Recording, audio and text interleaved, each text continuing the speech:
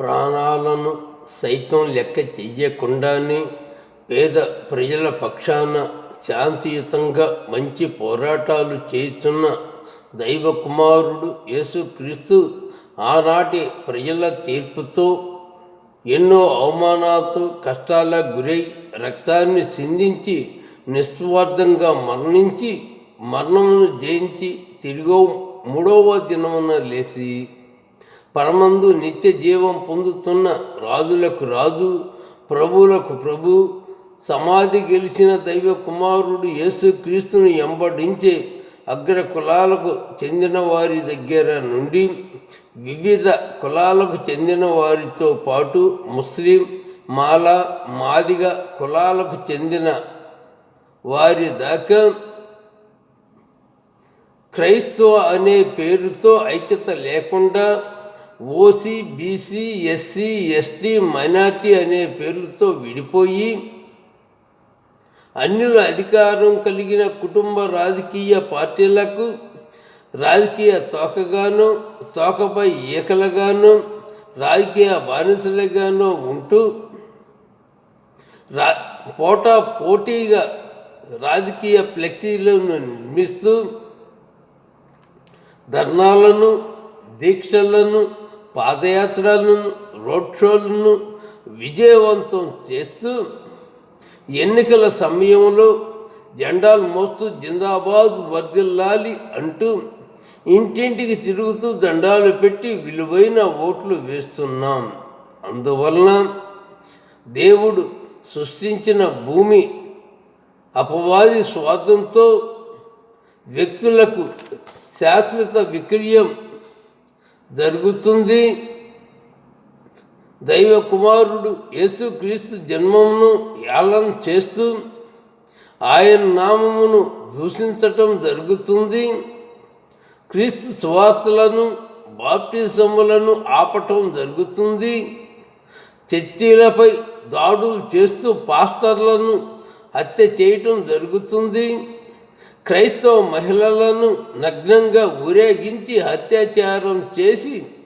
హత్య చేయటం జరుగుతుంది. అలాగే ఆకలి సావులు, ఆత్మహత్యలు, హత్యలు, అత్యాచారాలు, అసభ్యకరమైన నాట్యములు, వ్యభిచారం, తాగుడు, రౌడీజం, దొంగతనం, దారిదోపిడీలు, బలవంతులు, బలహీనులు,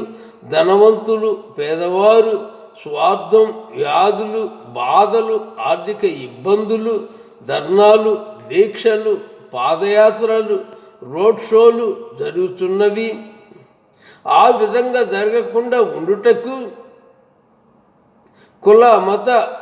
రాజకీయ పార్టీలకు అసితంగా సర్వజనులు ప్రేమ కరుణ దయా త్యాగం ఓర్పు సేవాభావం కలిగి ఐక్యతతో శాంతియుతంగా జీవించుటకు భూమి ఆకాశం ఆదాము అవతో పాటు సర్వం సృష్టించిన సృష్టికర్త జీవం కలిగిన యెహోవా దేవుడు సృష్టించిన భూమి నుండి తినుటకు ఆహార ధాన్యాలు, త్రాగుటకు మంచినీరు, ధరించుకొనుటకు వస్త్రాలు, నివసించుటకు నివాస స్థలము, తలపైకి నూనె, వెండి, బంగారం, ఇనుము, ఇత్తడి సర్వం వస్తున్నవి. అటువంటి దేవుడు సృష్టించిన భూమిని స్వాధీనం చేసుకున్న తేనె పూసిన కత్తిలాంటి దుష్టుడు సైతాను, అబద్ధాలకు జనకుడు, అపవాది అనబడే లూసిఫర్కు ప్రధాన దోషలుగా ఉంటూ దేవుడు సృష్టించిన భూమిని అపవాది స్వార్థంతో వ్యక్తులకు శాశ్వత విక్రయం చేస్తూ దేశభక్తి కలిగిన ప్రభుత్వ అధికారులలో విద్యావంతులైన పోలీసులతో పాటు పేద, నిరుపేద, మధ్యతరగతి, సంపన్నులైన వారి కుటుంబంలో, కులములో, మతములో విభేదాలను సృష్టిస్తూ అభివృద్ధిని ఆపుతున్న భారతీయ జనతా పార్టీ, ఇందిరా కాంగ్రెసు, తెలుగుదేశం, వైఎస్ఆర్ కాంగ్రెసు, జనసేన ఇంకా అనేకమైన అన్యుల అధికారం కలిగిన రాజకీయ పార్టీలను వార్డు స్థాయి నుండి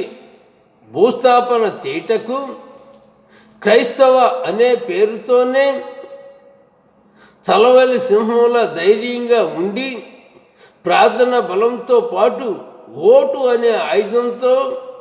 రాజకీయములకు అశ్వముల వంటి వారినిగా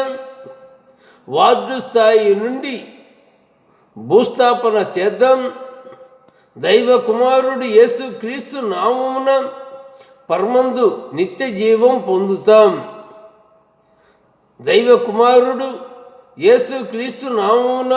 ఏర్పడిన ఏ సంఘాల వారికి, ఏ కులస్తుల వారికి, ఏ మతస్థుల వారికి, ఏ రాజకీయ పార్టీల వారికి వ్యతిరేకం కాదు. హిందూ, ముస్లిం, క్రైస్తవ ఇంకా సర్వ మతాలకు చెందిన బ్రాహ్మణ, కోమటి, కమ్మ, వెలమ, రెడ్డి, కాపు,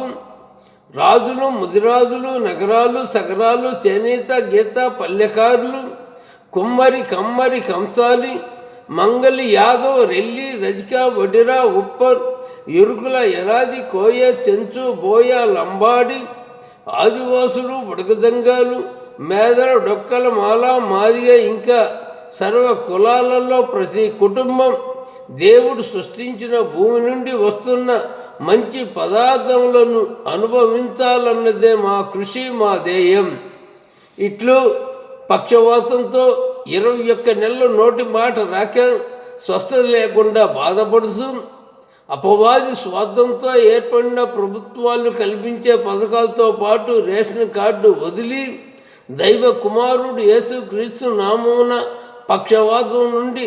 స్వస్థత పొందిన డోలోస్ నగర్ తెలుగు బాప్టిస్ట్ సంఘానికి చెందిన విశ్వాసి మాచర్ల యేసోబు